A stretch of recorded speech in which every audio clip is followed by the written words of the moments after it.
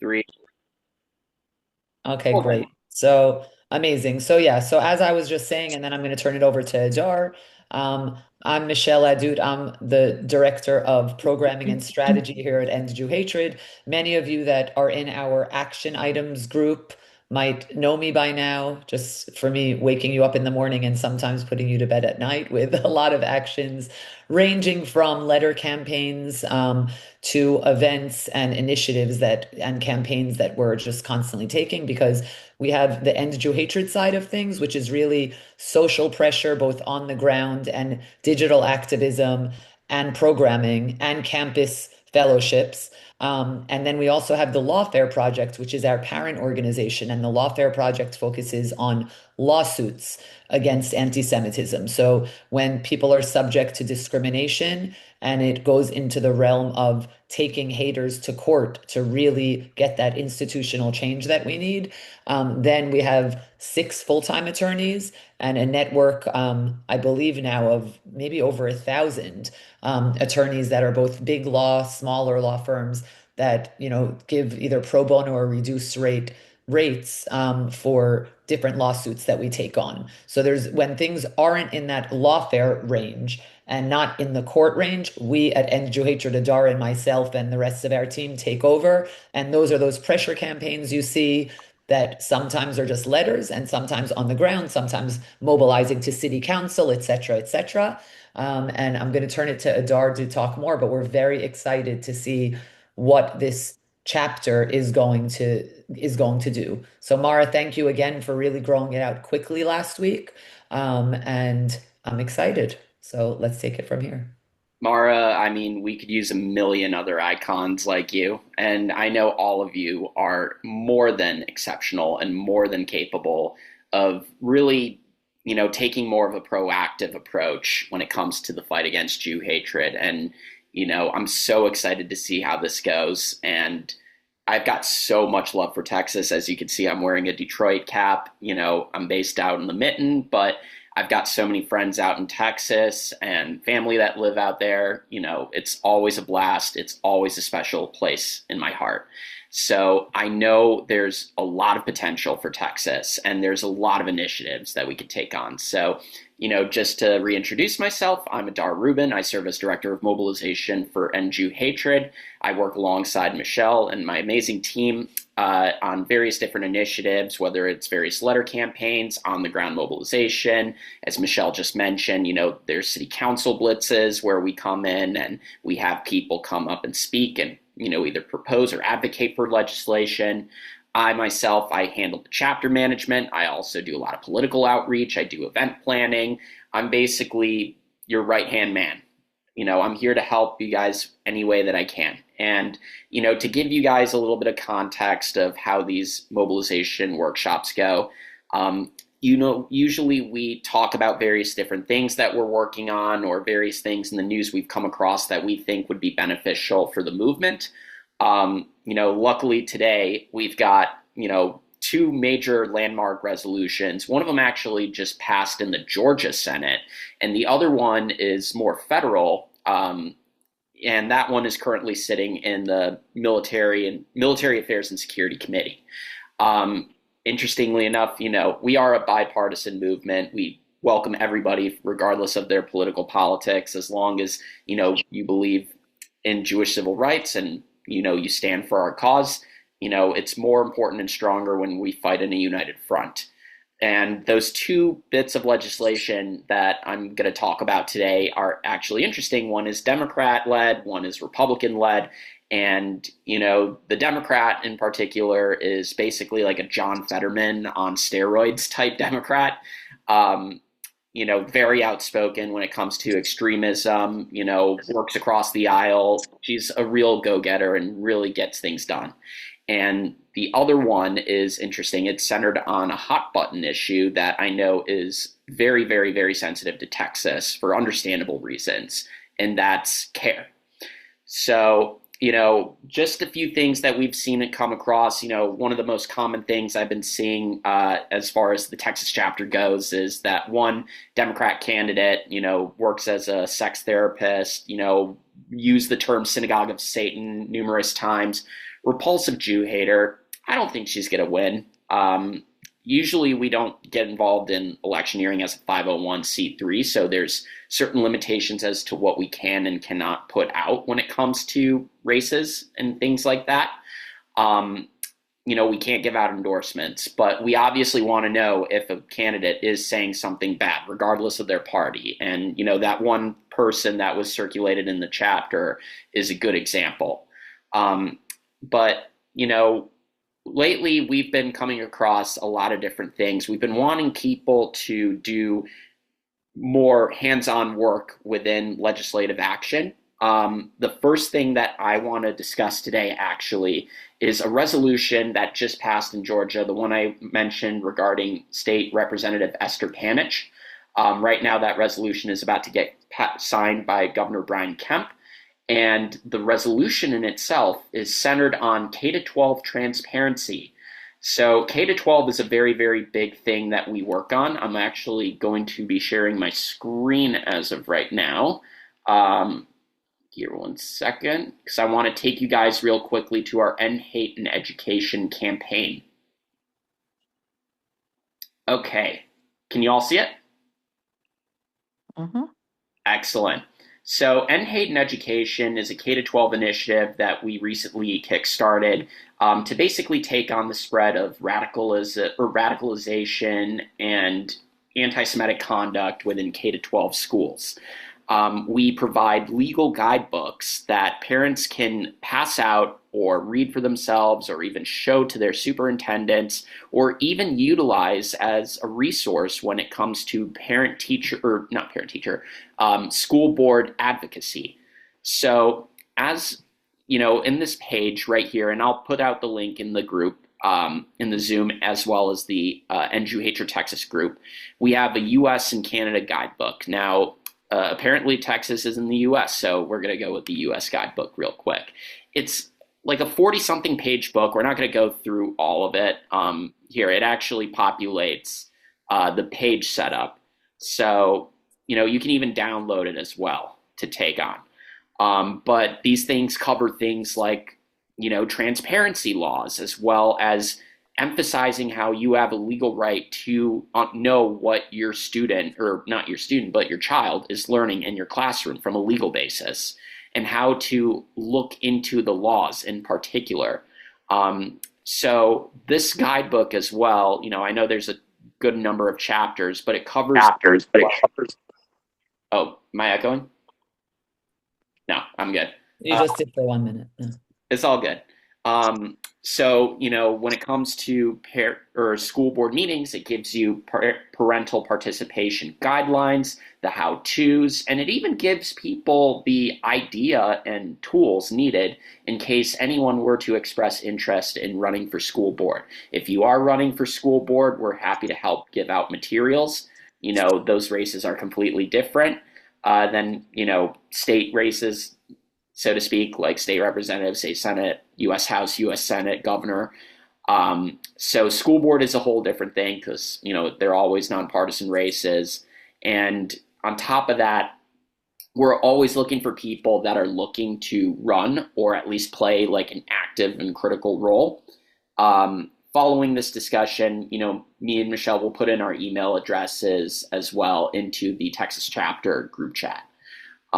So when it comes to this page in this guidebook, it gives you even guidance on how to fill or submit public record requests, as well as guidelines for student advocacy as well. We're always looking for student advocates. We have a teen ambassadorship program. We also have a campus fellowship program. So if you have a son or a daughter who's looking to get out and get active and be involved with the End Jew Hatred movement to bring Jewish vibrancy and culture and indigenuity, or even taking proactive action when an incident arises, definitely reach out to us. Last week, as a matter of fact, we had an End Jew Hatred Day resolution come up that we did an in-person presentation. Many of you are probably familiar with the Temple Israel terror attack that happened in my community out in West Bloomfield. We actually partnered with Temple Israel to do a Shabbat service featuring the two leading elected officials that co-sponsored the resolution, to honor them in the End Jew Hatred movement for taking such a meaningful and powerful stance and encouraging Temple Israel to get out and get active as a synagogue after what happened. And, when it comes to that, the reason why I bring that up is because following End Jew Hatred Day, it leads to follow up action. I talk to those two elected officials pretty regularly and plant ideas in their minds. And we want other people to do the same, to communicate Right. to That's it. communicate. Yeah, Adar, I think you're saying it perfectly. I mean, look, what it is, we have on the call now, I think there's about 15 of us. In the chapter, there are a lot more. So I think the goal really is figuring out A, strategy, B, for you guys to tell us also what it is that you notice in because look, I'm based in New York, so I'm hyper focused. While we absolutely do focus on everything nationwide, we rely on the activists in all the different areas to let us know what is, the most pertinent to focus on. And then we're here to support in any way. As we said, whether it's a sustained campaign or, for instance, I'm sure many of you read that or maybe heard about this garbage opinion piece in the New York Times Yeah, by Nicholas Kristof. I mean, a horrendous anti-Zionist libel, and enough is enough. So today we got on the phone with three or four other organizations, and we're planning a huge protest on Thursday outside of the New York Times headquarters in New York City with specific demands. Again, we have to be loud so we see if those demands are met, in terms of retracting, what the, horrific libel was in there. We want to push anti-Zionist training into, the staff reporters there and see if we get anywhere. We're demanding counter research, anti-Zionist training. exactly. Yeah, so meaning that's just one example of the New York chapter working with us to then get people out. We're going to be getting them signs, posters, shirts, etc., etc., the pointers. We have the PR firm to get press over there. So then we work sort of like all the spokes on the wheel. We'll work with our social media team to get an Instagram post out, to get it out on socials. Then we'll reach out to some influencers that might come out. So it's a specific, it's actually very similar in every area if there's something that you all tell us that is important to focus on. Miriam, I know that with Maca's Yeah, I was great, and just we gonna worked with say. them a lot Yeah, post 10/7, frankly. yeah. So, if there's specific college campus initiatives, we have our campus fellows. We have a fellow at, I think, one or two at UT Austin. I know we One Yeah, had in Austin, Texas Tech. We had one at Houston. I believe he might have graduated out. Texas Wesleyan as yeah, well. those are a few hours away from us. But yeah, it sounds like a lot of what you guys are doing is essentially what Mac has been doing here in North Texas also. Which is great. So we could work Yeah. together. But of Yeah, course, for sure. NGOHR just delves deeper into initiatives, a lot of Right. legislatory, not just Right. focusing on campus issues, which again, maybe MACA does more than that too at this point. I'm not sure. But all we want is to unite and work together with both grassroots orgs and with the big Mhm. orgs. We here in New York, we do a lot in coordination sometimes with AJC, sometimes with ADL, not always. We don't always agree on how we're going to fight the fight, but we do know that we're all in the same fight. So we have to unite and really work together. So Miriam, for sure, let's see how MACA and EJH can work together 100%. Yeah. And anyone else on the call, because it's a smaller group today, which I like, frankly. Adar, I think really we should open it up to people unmuting and letting them know what they want to see accomplished. Is there any proactive campaign they want to work on? And then Adar, of course, you could bring up, I don't know if you want to speak about the care situation, for instance, or not right now, but I'm leaving it up Well, to you to lead or, well, I will say, can I just add, Michelle, if you don't mind? of course. Um, Along with everything that we do on the college campuses, MACA, we also bring in speakers and events for the community to Right. talk about anti Zionism, anti Semitism.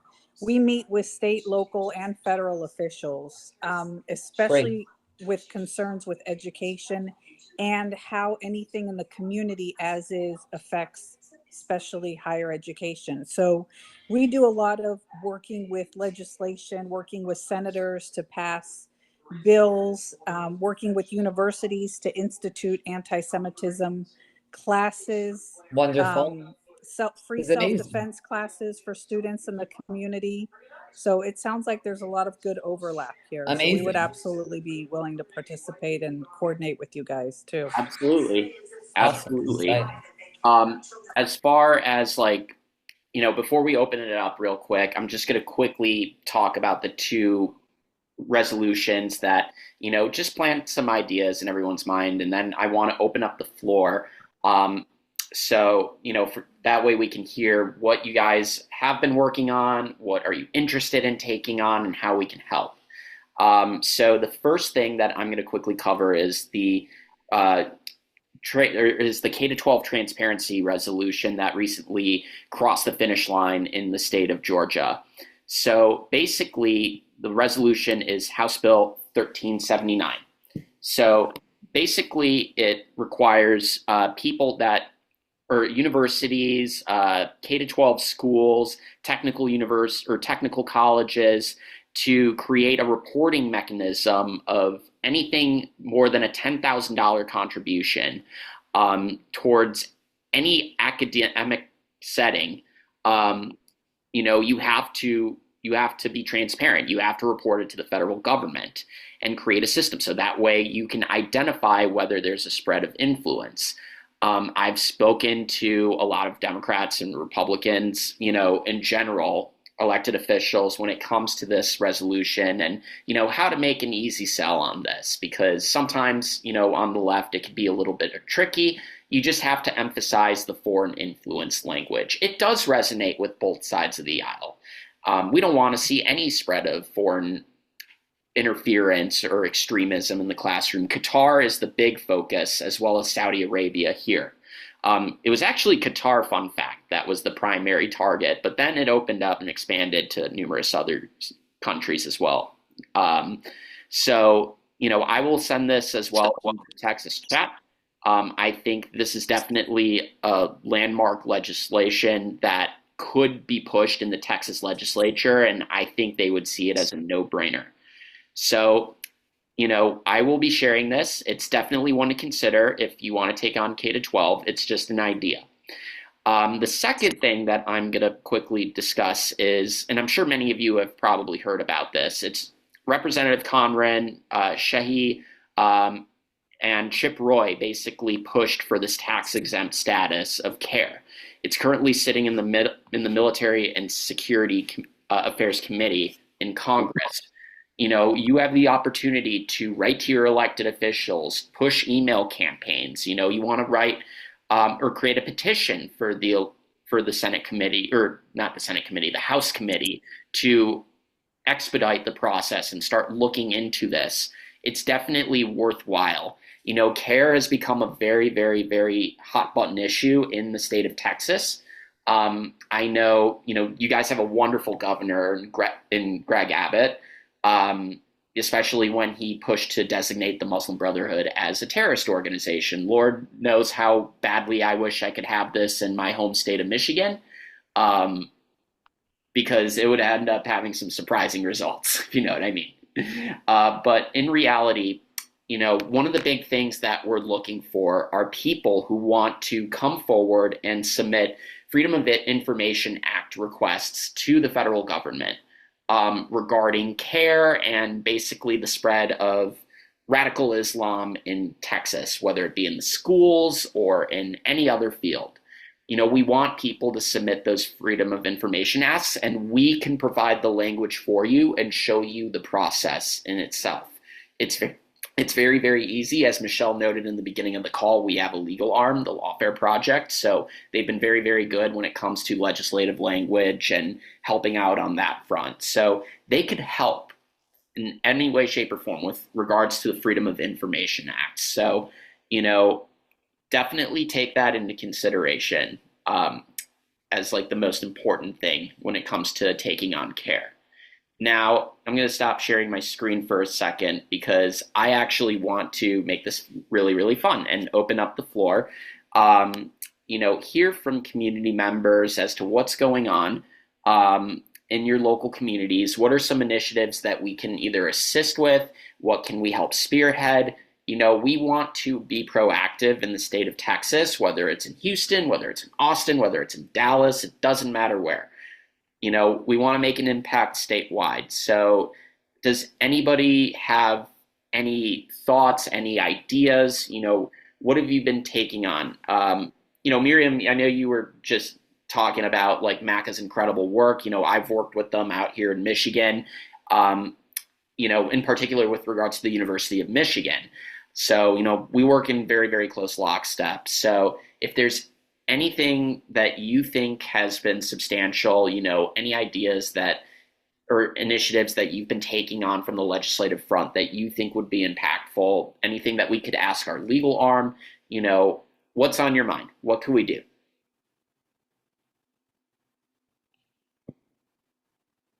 Um, this is Gordon Leipzig. I'm glad to speak up. I didn't want to interrupt someone else if You're good. anyone else was going to speak.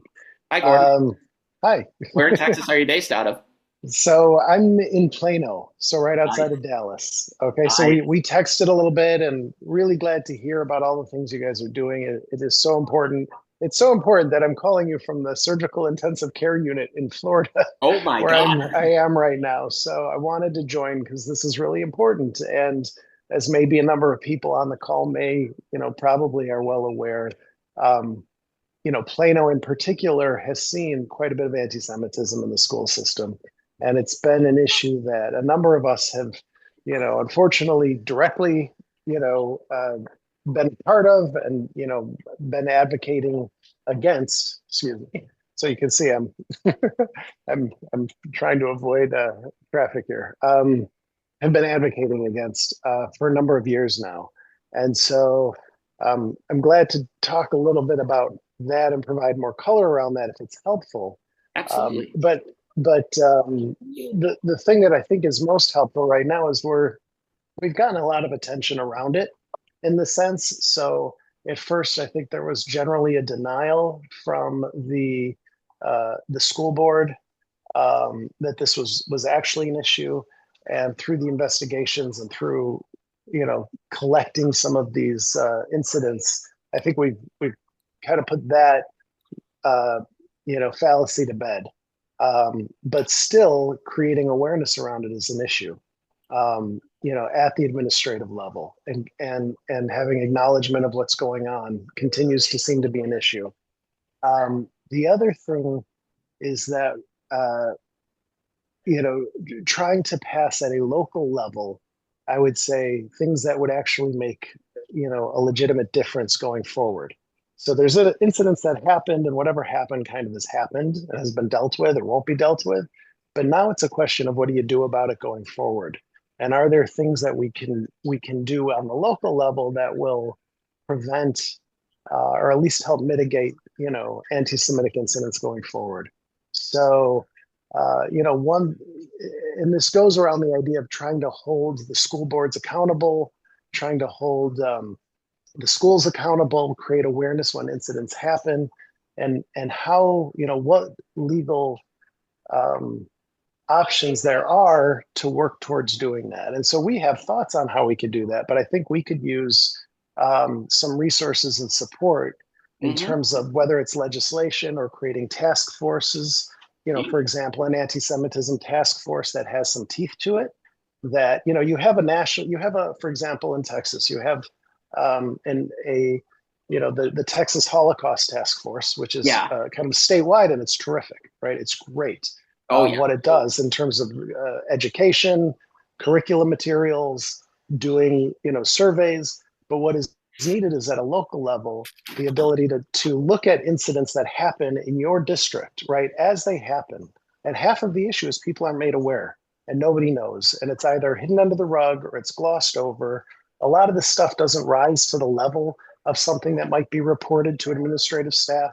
So a task force, that's made up of mostly Jewish parents, right, or Jewish folks in the community, rabbis and so forth, that can evaluate stuff, that can, give a read on a situation, make a call, right, look at local curriculum when curriculum issues come up, and kind of serve as that uh, feedback mechanism, right, back towards, say, the school board.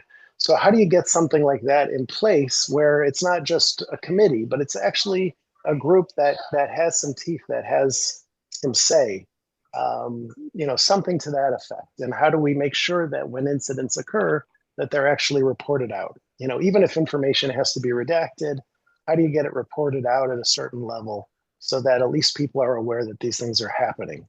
Um, Right. I mean, I that was part of the beauty of that Georgia legislation that I was talking about because it's all about public transparency and public disclosure. I know they have like a 1 year reporting window, but given the state of Texas being the state of Texas, I feel like they're going to want to expedite things a little bit more and even go lower than the $10,000 minimum. So, if anything, just creating laws that bring public awareness as to what's going on, because that creates media headlines, which as a result, given how invested Governor Abbott is when it comes to taking on like the Muslim Brotherhood, this would be something that he could possibly push towards when it comes in towards an executive order or something like that. And we can do outreach to the admin, we could do a bunch of different things. When it comes to assembling a task force, you obviously want to make sure that you're bringing in people from the community, but you're also, hate to use the T word again, but being transparent with them. So I know the Texas Holocaust and what is it, the Holocaust and Genocide Committee or the Advisory Task Force. I've heard of it before. I've seen lots of things about them on record. They're fantastic. I would love to get a representative or two or three from there and create a working group. One of the big things that we want to do is also prioritize allyship, bringing in Christian voices, doing engagement with Christian allies to help with, things like K to 12 school board advocacy and things like that. So it's stronger when there's an interfaith push towards it. Um, I know there are certain synagogues in Texas that like to get involved. You know, there's a lot of potential. So, if you want to email me, like I'm happy to learn more about like some of the players you might have in mind in terms of Sounds great. building like some kind of rapid response task force. And the Hey, Orly, let's have dinner. when it comes to the K to 12 guidebook, definitely So I was going to suggest that they connect with also a Hindu group. yes, Oh, the sorry. Hindu community is definitely a big Oops. priority as well. Um, you're good, Joshua. But I'm glad he mentioned that because we do a lot of outreach to the Hindu community. I know we have a Hindu speaker coming for our May 20th event in Salon, Ohio for Jewish American Heritage Month. I work really closely with the Hindu Community Relations Council, which is an interesting offshoot of the JCRC structure. But for the Hindu community out in Michigan, we even work with Hindu Action. I could reach out to them and ask about Texas engagement, what their presence is. Um, when it comes to the Hindu community, it's super easy. The shared threat of radical Islam, they understand it deeply. So having the Hindu community, the Christian community, Catholic community being part of this up front is definitely essential. Um, you know, we have groups with Hindu Jewish coalition here as well as Persian Jew. Oh, the Persian community is a very big one as well. Yeah, MACA has representatives in the Hindu Jewish Coalition here, as well as the Persian Jewish Coalition here in North Dallas and Plano. No, that's fantastic. Yeah. Joshua, I see you've been raising your hand for a while, so here, I'll let you have the. Me? Hi. Me, Natasha. Okay, I'm sorry. Do you hear me? I hear you. Okay, great. So my name is Natasha. I live in Plano, and I'm actually born in Germany.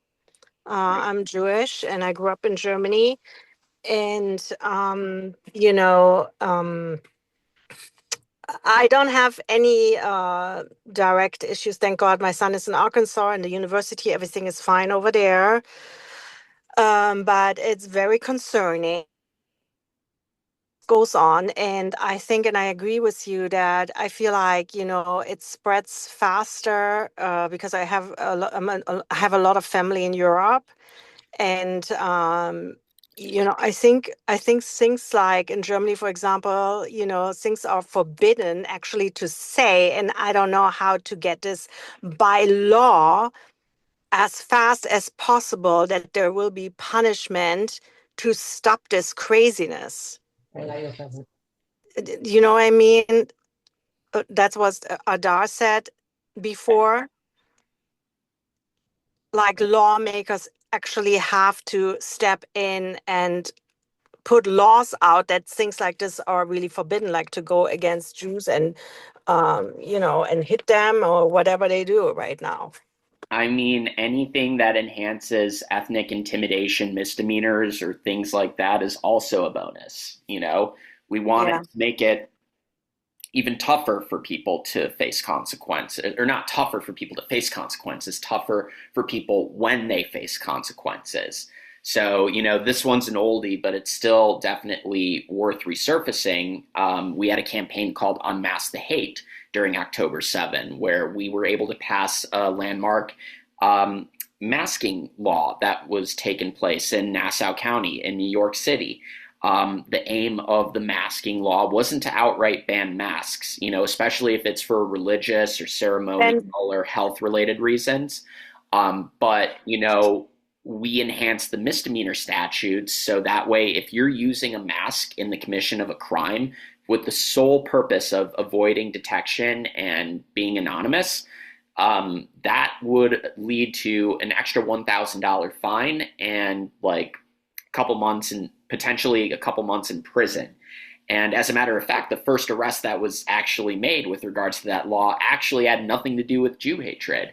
It was some kid that was wandering around a neighborhood in the middle of the night wearing a ski mask, and the police stopped him and they found a knife, a large knife on his torso, showing that he had an intention to possibly break into a home. So, that masking resolution, that was the response made mostly to the kafia issue. We got to be careful when it comes to the kafia issue because, like your Starbucks barista wearing a kafia is not Jew hatred. But if your Starbucks barista wearing a kafia also had pins that say like no Zionists allowed, or let's say I come in, I'm wearing either a yarmulke or a Magen David that's visible, and I order a coffee, and the barista in the kafia says, get the heck out of my store, you filthy Zionists, or I don't serve coffee to Zionists. That's different. That's actionable. If the person in the kafia is wearing the kafia to conceal their identity, and they're in the process of committing a crime, that's actionable. I know, but right now they're covering up anti-Zionism. They say anti-Zionism, which is actually anti-Semitism. So that's the two things which it's a cover up, this anti-Zionism. I You know know. what I mean? So that's where the problem is a little bit. I Well, mean, of look what, course, Natasha, of course, what you're saying, that's a big fight that we're fighting. And Yeah, frankly, that's, precisely we see right now how that rhetoric has taken over. We all see, you see a post Sesame Street, talking about Jewish American Heritage Month, not even a word about anything else. And you see the comments flooding about Zionists and this and that. And yeah, anyone that says anti-Zionism is not anti-Semitism, I mean, we know that that's false, but right. we have to find yeah, ways to fight it both for the public opinion and then yeah, when it, goes into the civil rights stratosphere, yeah, that's really where yeah, our that's, fight yeah, is. Yeah, yeah. like we have Sorry, to, yeah, I jump here the first time. I'm not like, I'm very interested, of course, in everything. I have not all the knowledge. I just, as I said, it's very concerning, because it's kind of like allowed now or permitted to attack Jews. That's the fear Well, I that have. is the fear. That's exactly what we're trying And to. how do we stop that like really fast before uh you know it gets worse, right? yeah, Absolutely. we've I think been, that's what we're all here for. Yeah. That's so, much more to come on that, obviously. Adar, I see that I think Joshua also has yes. his hand up. If So Joshua, if you want to unmute yourself. I got you, Joshua, here. There. Oh, sorry, I didn't realize. Joshua, before you ask your question, I just have to play Jewish geography for a second. Do you have any relatives out in Michigan? Um, uh, Mayor, Mayor Rotenberg. Anyway, they're Kohanim. They're not relatives. I went to Ramah. I know I know a a few lot of folks. Rosenbergs out in Michigan, so I just had to ask. Yeah, I think I went to camp in Canada with a few of them. But anyway, um, so thank you. This is great. It's great to meet everyone. In fact, Michelle, it's good to be face to face because my daughter's friends with your cousin. Oh, Um, great. in Givat Shmuel. But anyway, Aaron. Anyway, doesn't matter. So, um, so a couple of things that are unique about Texas, and uh, as you guys can tell, I'm from I-95 and Northeast. Uh, we've been here though for a long time. One is the amount of military people who are here, and one of the things I was struck with after October 7th is that there weren't people weren't working as far as I could see to talk about the similar experiences. And keep in mind, I was never a combat veteran. Okay, so I only flew the friendly skies and I got to make coffee and things like that. Um, the but I think those connections are very important because the rules are the same. And what I see is that if the IDF is uh, tarred as war criminals, then the American veterans for sure um, uh, it's far worse for we're far less uh, selective, far less in the way we prosecute wars. So I think that's a major. I think that's an important thing to watch the military side of things. The other thing is I don't know if there's a Spanish speaking group, Michelle, um, because that demographic is tremendous and growing, right? We have And the very Mexico chapter, but I'm looking to have, no, more but Latinos act or Latina activists that are tech. EJH Espanol. Uh, It's So actually just an interesting idea. Joshua, I apologize. When you first started talking, my screen froze, so I didn't oh, it's catch okay. all of it. But I'll ask Adar, for start right as you said I something could, about Oh, my cousin, my screen just uh, totally froze. see, I'll tell him. He never writes, he never calls. What a jerk. So, Anyway, I just um, that. but no, but I was talking about the military connection. They're so like because Texas is so military friendly. A lot of people who come here for training and they stay. And I think the idea of having connections with, uh, like investing in the future is hugely important um, you know, because, well, for obvious reasons. And then I think that was those are the other besides some of the obvious things about Texas. But I think the Spanish speaking group and having outreach to military. So I'll be quiet Joshua, now. I think that is a Good very, idea, very actually. important. I think that is a really good idea in particular, and I'll tell you why, as a matter of fact. Right now we are seeing a decent number of combat veterans that, after their service, they feel traumatized, understandably from various experiences overseas. And as a result, some of them, a small number of them, develop anti American animosity, or anti like Middle East animosity, So, it's very important when it comes to training, active members of the military about Jew hatred, modern forms of Jew hatred, when what happens when they come across it, even amongst their training. I know the US Army resorts to various tactics, obviously it's tougher than pledging a fraternity, of course. Their training is very, very rigorous, physical and demanding. It can be mentally and emotionally taxing. But, obviously, like, it would be important to at least plant the seeds of what it means to be an upstander, to stand up, for civil rights. Whenever something were to come across in the military, I mean, yes, you're 110% right. Texas is super military friendly.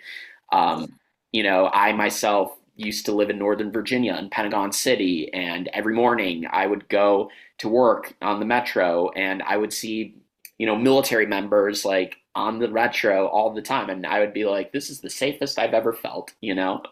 But I would love to get combat veterans or even veterans against Jew hatred would be a meaningful initiative. So if you've got any military connections, or involved with any military groups, even the VA, we could talk about the legal side with the VA, Michelle, with Gerard, but definitely engaging veterans to even like talk to students as well. One thing that I want to also make clear too, with regards to the NG hatred movement, we're not Israel advocacy. We're obviously pro-Israel, but and we obviously understand when so-called criticism of Israel often manifests into violent conduct or even like illegal conduct, where Israel is used as like kind of a crux to isolate Jews, from public life and to discriminate against them. So, obviously, like we're Team Am Yisrael Chai, we just don't do Israel-centric programming, but we could easily teach people about the connection of Israel and how it often translates to anti-Semitism, through some of the rhetoric that we're seeing online today. Did you have another question, Josh? Oh, here. Sorry, we're dinner, but um, not so much of a question, but I think especially with veterans, I think the what's vital to point out is ending Jew hatred is a principled stand, right? And this is a nation of laws. Laws are made of words. We have those words in the Constitution, the Bill of Rights. Yeah.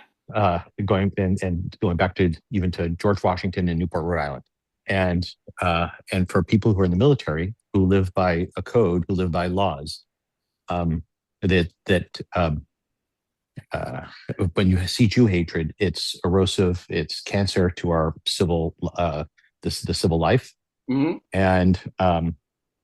And I think those it's ending Jew hatred is like as old as the United States.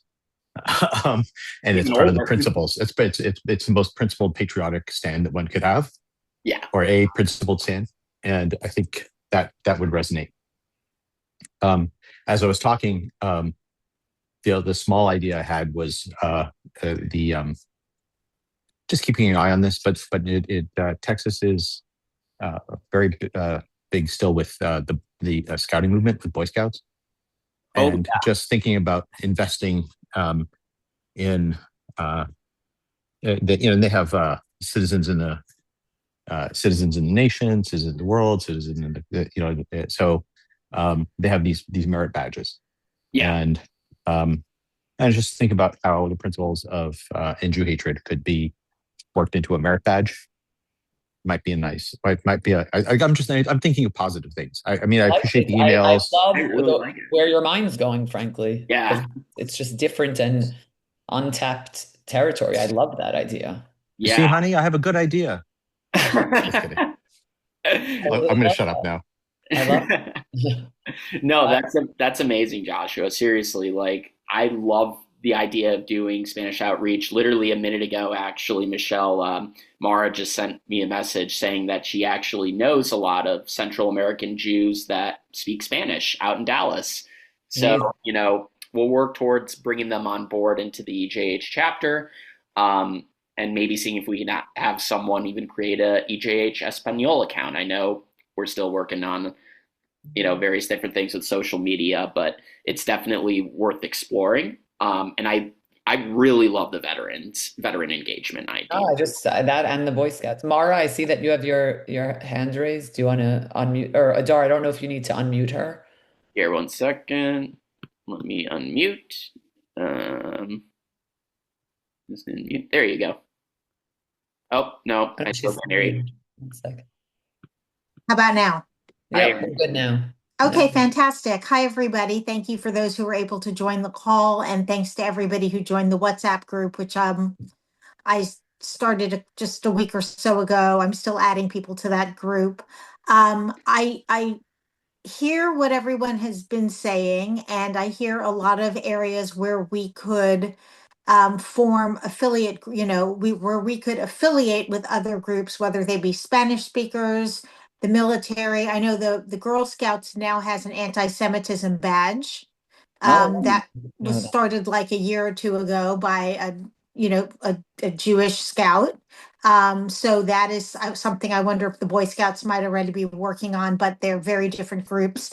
A friend of mine here is the development director for the Girl Scouts. I could ask her about what she knows about the Boy Scouts Right. because I think that would be helpful. That'd be But what amazing. I'm hearing is a lot of different areas of concentration where we could be very efficient and um, create a group of people who speak Spanish to work together and create a bunch of people whose interests are K through 12 to work together and the military to work together. I think it's, ADL does a lot of work in some of these areas. Maybe there's some way to work on an initiative with ADL. I don't know yet what I don't know, but I would love to see us work as efficiently and effectively as possible, as I'm sure everybody would, and perhaps not duplicate efforts, but form partnerships that amplify our efforts. Amen. Exactly. And I think a great goal of this call would have people start picking off areas where we could amplify and then have, maybe some spin-off calls of just those, special interest groups, those SIGs. Yeah, and we could basically continue the discussions on the Texas chat, or if you'd like, I can create a separate page like within the community that is centered on K to 12 or veteran affairs or Latina engagement. Um, I think that would be great, Adar. If we could, I think if we segment that way, it gives people, to speak Texan, we want a sharpshoot. We don't want a rifle. We don't want a buckshot. We want a sharpshoot. So I think if we were to structure ourselves into SIGs, I think we'd be much more effective. And then perhaps someone rises to the top in each SIG or volunteers to take on the role of leadership in each SIG. And we come together, once a month to all discuss what each SIG is doing. I I love that. agree. Bingo. Bingo. I mean, this is music to my ears. Yeah, and if we can I, do that in Dallas and the surround, because DFW Metroplex is huge, I yeah, think we can replicate it in other parts of Texas I agree. and lock Texas down. Just out of curiosity, for those who are like very familiar with the Boy and Girl Scouts, Mara, I know you mentioned that there's an anti-Semitism badge. Like, how does one receive the badge? Because I will find out. Let me take on the girl. I'm making a note right now. I'm actually texting my friend Stacy, who is with the Girl Scouts while we talk. Stacy Burke. No, Stacy Cushing. Ah, I know Stacy Burke. Last time I checked, she was working for the Girl Scouts. So let's see if she still is. Okay, I just sent her a message to ask if she's still with the Girl Scouts. Fantastic. And if she's not, then she'll know who I can talk to. Awesome. Sarah, I know you were raising your hand for a while. I'm sorry, I haven't called on you yet. Here. Did you have a question? Hi, are you talking to me? Yeah, I saw that. Sorry, I'm like coming out of my car and anyway, it's a little bit hard for me to hear now. Um, well, I was just gonna say that, we're talking about what's going on in K through 12 schools, and I think it's also important to empower the students who are at these schools to participate in some of this. Um, I'm thinking about my daughter, for instance, she's on the junior board of the Holocaust and Human Rights Museum. And kids these days like want to be leaders, they want to have fellowships, they want to be involved in things. And there were a number of very strongly anti-Israel current events presentations in her history class. So she gave a presentation about anti-Semitism, the history of anti-Semitism at universities. And I think, it could be helpful. Like maybe she could have had some resources to teach her about that. Like just thinking about having some sort of fellowship, like a leadership position for high school students who want to, maybe they can take on some of these um, email campaigns. Teen ambassadorship program. Yeah. Maybe you have that already. I don't know. We do. We do. If you want, here, I'm after this Zoom, I'm gonna put my email out in the Texas group chat. So, you know, you can definitely reach out to me. I definitely would love to take on, a high schooler that wants to be out and active and do those email campaigns. If she, for the email campaigns, obviously it depends on the situation, of course. Not saying we don't do them, you know, frequently. Actually, let me rephrase that. I apologize. Um, we can have her draft something out, but we'll have the lawyers like look over the language, and the staff at each age can edit it to make it a little bit sharper. So we'll give her the tools that she needs. We can help her kickstart a club in her high school. We can have them do, monthly actions as well. Um, Obviously, not everything has to be like warfare minded, meaning like, we're not going to make high school students like destroy care, but we can have them take on an incident whenever something happens in a high school, whether it's like biased curricula or even an anti-Semitic assault or any conduct in the classroom. My girlfriend is a teacher. She tells me a lot of horror stories about her school when it comes to anti-Semitism. So anything that we could do there, like absolutely, like the ambassadorship program, it basically is a very, very, very good resume booster. Yeah, I could see that growing because I wasn't aware of that. And even if kids knew how to respond, when somebody's, oh, well, he's Jewish, how do you respond when someone says that? Some kind of training, ambassadorship, if this, I think that if people knew, if we knew about that, I think that. Or we could absolutely do it's a great idea. We do it sort of more grassroots one-on-one, but I actually like the idea of maybe offering a teen training session on civil rights, the way that we speak, and we've done it in person in some schools. I've gone and spoken in schools near me, but maybe we'll do some sort of Zoom session, and then coming out of that might be the teen ambassadors. Teen ambassadors, we have a few, and the beauty is that it sort of takes the form of how they want it to. One, for instance, is an unbelievable speaker, so he'll show up at events in the area, and then he'll also go on social media. He loves being camera facing, so he's just great in that way. We have another girl, Alexis, who's amazing at she writes op-eds about certain things. So depending on what for instance, your daughter would be interested in, we'd love to work with her. But going even more broadly, I do think, Adar, it's a great idea if Oh, Michelle, you froze. Michelle, you there? Can you all hear her, or is she frozen on your guys' end? Frozen. Frozen. Yeah. Michelle, can you hear us?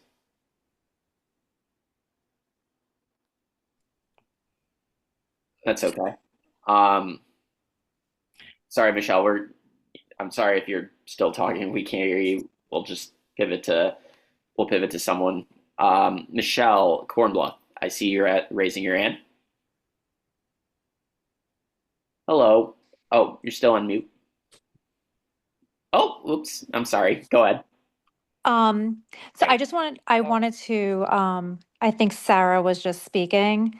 Um, I just want to reiterate, I think that's a great idea for the teenage advocates. I think those on the phone that I know from Dallas, most are in private school, but the non-denominational private schools still have their own issues. And not every kid is confident in how to respond. And as much as outside of the home, we're able to give guidance, I think there's a lack of confidence in certain children responding. Um, and how to respond. And when they're the only ones, and their friends don't support them. I think it's not just for the Jewish kids, but for the Jewish kids' friends. And the one school I'm referencing, the head of school went to the annual Holocaust fundraiser, the Holocaust Museum fundraiser in Dallas. It was great to see her there, but what is it she brought home? What did she bring to the school, and how was that enforced or impacted to the teachers and then ultimately to the students? Nothing transpired. And so I think arming the children with how to respond confidently, but Yeah, not looking to engage in a fight would Right. be, important to me to figure that out. yeah. Okay. What I is love reason? that. What is healthy advocacy? What is, we want to make sure that these high school students are doing what they're doing with a sense of confidence, that they're not coming out like a mob, so to speak. We want to make sure that they're doing everything with grace and that they feel protected. I mean, they're always going to be protected under us, but, just ensuring that they're doing everything by the books. And I'm happy to help out any way that I can. So Adar, let's definitely do. I apologize again. I got kicked off. I don't know what's I going hear, on with I my hear you. Wi-Fi, but let's definitely schedule a Zoom webinar within the next couple of weeks for teens. And it does not have to only be Texas based. I think that's a great idea. Really just getting down to the crux of these types of questions. So, going back to the Girl Scouts and Holocaust education patch idea, Mara, we know a few Holocaust survivors. One in particular I know really, really well, Sammy Steigman. He travels nationally. So if we could find a Girl Scout chapter that wants to bring him in and, with someone from the End Jew Hatred movement or give him the materials, I think it would make for a meaningful initiative. And it could even be a Holocaust survivor that locally. We could supply everything for them. One of us could even go out there themselves. So, you know, either way, they work. I think that'd be great. We have, unfortunately, they're dying off, but we do have a very robust community of Holocaust survivors here in Dallas and the children of Holocaust survivors here in Dallas. Our museum is called the Holocaust and Human Rights Museum. Yep. So it has lots of relationships with other communities. Um, there is a Jewish Girl Scout troop here in Dallas. I used to run the Jewish Brownie troop and Girl Scout troop here in Dallas, and then my kids grew up, thankfully, and that was off my plate. But someone has recently restarted it, so I can take that on. I will reach out because I have a couple friends on the board at the Holocaust and Human Rights Museum as well. So why don't I take on that special interest group? No problem. Here, let me actually mark it real quick. Yeah, do we want to start perhaps giving people some marching orders? Yes. Nothing's more frustrating than having a great conversation and then nowhere to put it when you get off the phone. Yep, I'm actually writing a message out in the Texas chapter right now, giving role assignments. Joshua, do you want to help out on the military engagement front? Like, if you know any people, any groups. I see you wrote there's a Jewish troop in Houston 806 Beth Israel. Definitely want to tap into that. So here. And Uh, Adar, after this call, I think it would be really easy also if you'd like to put together a Google Sheets doc and you yeah, could just quickly put everyone, people's names on this call. Or it could even be editable by everybody. They could put their name in and an area they're interested, that they're going to attack. I think that might be a very easy way to do this as yeah. well. Let Yeah, and me think on everybody feel free. Sorry to interrupt, Adar. Everyone feel free. I only know so many people. I Right. certainly don't know all of Dallas. So or all of Texas for that matter, if you know people who you want to engage and who you thinks this will, light them up and spark some Jewish joy in a very dark world right now, then please invite them to participate. Yeah, This and I is think not a I closed believe that group. yeah, and I think the group permissions, I'm toggling on that you can all add other members, meaning that Right. all of you will be able now to go in and add members, and then us as admins will just approve them to make sure that the link didn't get out to anyone that shouldn't be there. But you could add on your own as well. Okay, so and you can invite with a QR code. I just toggled that on also. So now you could also copy the link and add. So that's good. here. So Um, I'm creating a Google Doc right now. I'm going to write for instructions, please write your full name. And as here, I'm going to write out, because I've been taking notes, like all the various topics we've covered tonight. And for each one, just write your name underneath if it's something you want to take on. And then we could go from there. And then from there, you just reach out to me. I put out my email in the EJH Texas chat so you can find it. So I'll get to work on that now. I'm happy to have this circulated. Can I mention one thing? Ask away. Okay. Hi, I'm Denora Bicas, and I speak Spanish. I was born in Mexico, but grew up in San Diego and lived in Dallas for 35 years. I have a lot of family in Israel, nieces, nephews, cousins that were in kibbutzim that survived, thank God. So a lot of it very close the last years, like, and really scary. My kids are like 30 and they're, thank God, past college. So I feel for the parents of kids who are in college right now. It's almost like as Jews, like I feel like we're so politically correct by doing all these types of processes in the right way and reacting to the anti-Semitism and their anti-Zionism. It's so frustrating, and we've all been processing for the last few years. Like, how can we take it at a federal level where, it's become the norm to be okay with how they're outside of the synagogue in New York yesterday. And it's harassing, it's violent, it's intimidation, like all that. Are they not There's breaking? nothing normal about it. Everything you're No. saying is correct. There's nothing normal. I mean, the good news is that the DOJ has said that they hopefully will be investigating. Today, Leo Terrell put out a strong statement regarding the situation last night. So Yeah, hopefully there will be an investigation and possibly federal hate crimes charges, but let's see when that happens.